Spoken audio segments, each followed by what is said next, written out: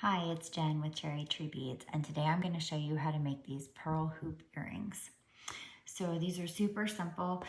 It's just going to require 2 tools, a pair of round nose pliers, and a pair of cutters or nippers. And we're just going to use a head pin.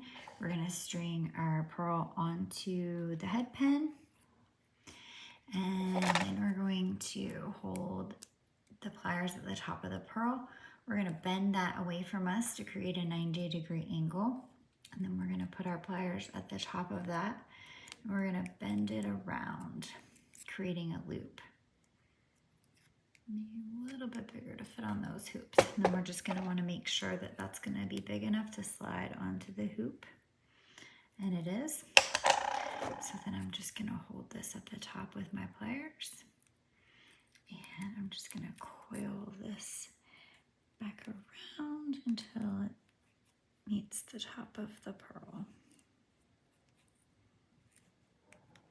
And then I'm going to cut off the excess wire. And then we're just going to string that pearl onto the hoop. And that's it.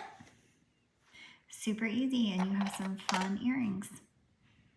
All the supplies can be found at cherrytreebeads.com. Thanks so much for watching.